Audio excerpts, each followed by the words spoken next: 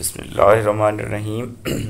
میر صاحب ہی کی شاعری کا پارٹ 2 ملاحظہ فرمائیں کہ میر صاحب مندرجہ شعر میں جو ہے میر صاحب فرماتے ہیں، کس ڈھب سے راہ عشق چلوں ہے یہ ڈر مجھے، پھوٹیں کہیں نہ آولیں ٹوٹیں کہیں نہ خیر۔ میر صاحب فرماتے ہیں کہ عشق کی راہ جو ہے وہ اس قدر گنجلک، اس قدر جو ہے وہ مطلب ایک ایسا گورکھ دھندا ہے کہ اس کے اوپر چلنا بھی میرے لیے مسئلہ ہو رہا ہے۔ مجھے یہ سمجھ نہیں آ رہی کہ اگر میں راہ پر چلوں گا تو کہیں میرے پاؤں پر بنے ہوئے چھالے جو ہیں وہ نہ پھوٹ جائیں، اور کہیں وہاں پر پڑے ہوئے جو کانٹے ہیں وہ نہ ٹوٹ جائیں۔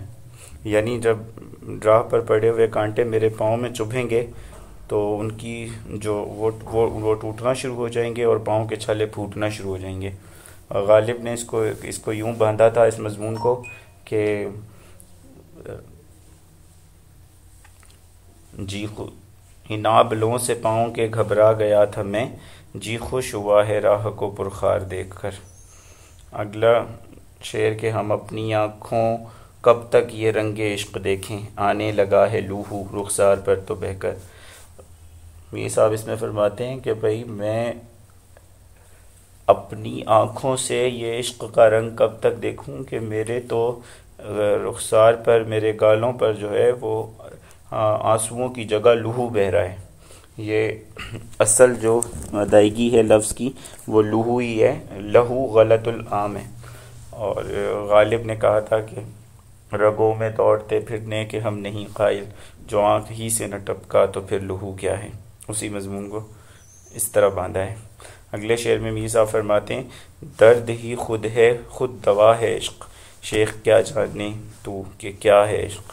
یعنی خود ہی درد ہے اور خود ہی درد کی دوا ہے، تو اے شیخ صاحب آپ کیا جانیں کہ کیا ہے عشق۔ آپ جو مجھے واعظ فرما رہے ہیں کہ آپ جو ہے ترک عشق کریں تو آپ ٹھیک ہو جائیں گے، ایسی بات نہیں ہے۔ اصل میں عشق ہی کرنا عشق کی دوا ہے، یعنی عشق کی دوا مزید عشق کرنا ہے۔ غالب نے کہا تھا کہ حضرت ناسے گر آویں دیدہ و دل فرش راہ، کوئی مجھ کو یہ تو سمجھا دو کہ سمجھاویں گے کیا۔ یا وہ کہا تھا کہ درد ہو دل میں تو دوا کیجے، دل ہی جب درد ہو تو کیا کیجے۔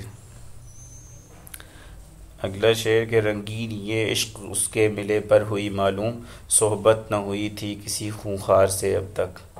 یعنی کہ مجھے عشق کا اصل رنگ اس وقت معلوم ہوا جب میری محبوب سے ملاقات ہوئی، تو مجھے پتہ چلا کہ عشق میں ظلم کی انتہا کیا ہے۔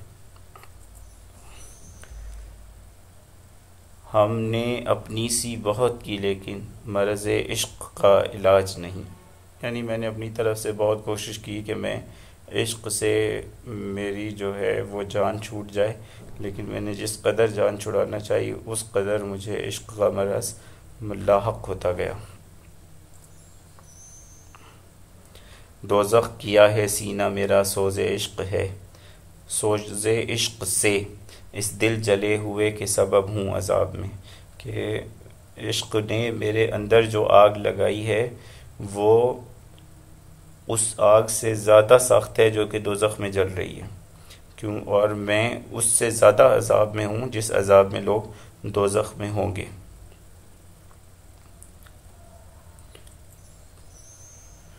اگلا شعر کہ رخصت جنبش لب عشق کی حیرت سے نہیں، مدتیں ہوئیں کہ ہم چپ ہی رہا کرتے ہیں۔ وہ کہتے ہیں کہ یہ جو میں خاموش ہوں، اظہار نہیں کرتا، عشق کا بھی اظہار مجھ سے نہیں ہو رہا، تو میں کوئی عشق کی حیرت سے چپ نہیں ہوں، بلکہ میری یہ عادت بچپن ہی سے ہے کہ میں کسی بھی بات کا میں چپ ہی رہتا ہوں اور کسی بھی خواہش کا اظہار نہیں کرتا۔ یعنی یہ صرف عشق پر ہی اس کا اطلاق نہیں، تمام باتوں پر ہے۔ میرے استاد کو فردوس اعلیٰ میں ملے جاگا، پڑھایا کچھ نہ غیر از عشق مجھ کو خرد سالی میں۔ کہ اللہ پاک میرے استاد کو جنت الفردوس میں جگہ دے کہ جب میں چھوٹا تھا اور ان کے پاس جاتا تھا تو مجھے عشق کے بغیر انہوں نے کوئی چیز نہیں پڑھائی۔ سنا ہے شہر عشق کے گرد مزاریں ہی مزاریں ہو گئی ہیں، کہ جہاں پر عشق کا شہر بستا ہے وہاں پہ عاشقوں کی لاشیں ہی لاشیں وہ کچھ پتنگوں کی لاشیں پڑی ہیں پر کسی کے جلائے ہوئے ہیں. تو اسی طرح وہ کہہ رہے ہیں کہ میری بھی بس لاش اور میرے بھی پر جلنے والے ہیں. واہ اے عشق ستم گر نے جاں فشانی پہ میری واہ نہ کی. وہ کہتے ہیں کہ واہ ادھر انہوں نے بطور طنز پیش کیا ہے کہ واہ اے عشق اس ستم گر نے، کہ وہ اس قدر ظالم تھا کہ اس نے میری جان دینے پر بھی کوئی داد نہ دی. میرے جان دینے پر بھی اس نے مجھے کوئی شاباش نہیں دی، اسے کوئی میرے عشق پر رشک نہیں آیا.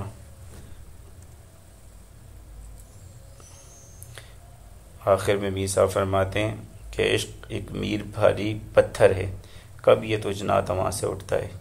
یعنی کہ میر عشق ایک کی مثال ایک بہت بھاری پتھر کی طرح ہے، اور تو بیچارہ کمزور اور ناتواں ہے، تو یہ اٹھائے گا تو مر جائے گا. اس لیے تو اس سے باز آ جا، عشق کو ترک کر دے، ترک عشق ہی تیرے لیے مفید ہے. امید کرتا ہوں کہ آپ کو میر کے یہ اشعار پسند آئے ہوں گے. آپ کو جس بھی شاعر کے اشعار یا ان کا فلسفہ عشق، فلسفہ محبت یا جو کچھ بھی آپ سننا چاہتے ہیں وہ نیچے کمنٹ کریں. انشاءاللہ اگلی ویڈیو میں حاضر ہوں گے. تب تک کے لیے اللہ حافظ.